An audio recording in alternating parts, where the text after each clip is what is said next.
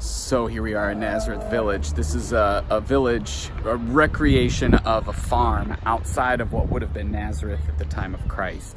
So you have olive trees growing over here, almond trees growing over here. There's a wine press over here that was an archaeological discovery. And then they have people. We've got Abraham the shepherd over here, keeping watch over his flock by night. And so here's the sheep. They're kind of noisy.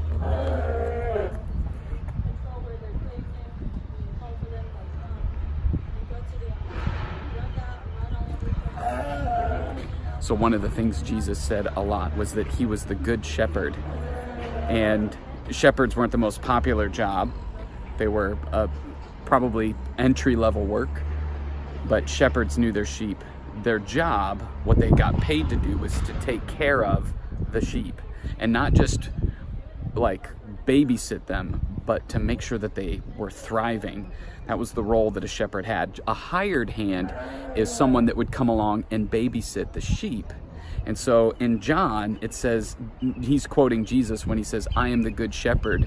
The sheep know my voice, and I know them. I know them like by name. I know them individually." Hired hands don't care for the sheep. A hired hand won't lay down his life the same way that I will, because he is the one who gives his life for the sheep. And thieves are not hired hands. They're not a good shepherd. Their kind of role is that they try to steal that which is not theirs. And so in some ways, this is a unique picture of the role that God plays in our life if we trust him. Because there are a lot of hired hands, things, voices in our world that are like, hey, if we're not careful, we'll assume that they're there to take good care of us. And they're not. They could care less.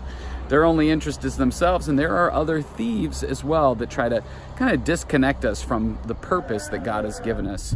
But what Jesus reminds us is that as we follow the Good Shepherd, he speaks, we hear his voice, and follow him. And so it's just cool first century reminders of the way in which Jesus taught and the timeless message that he was trying to deliver.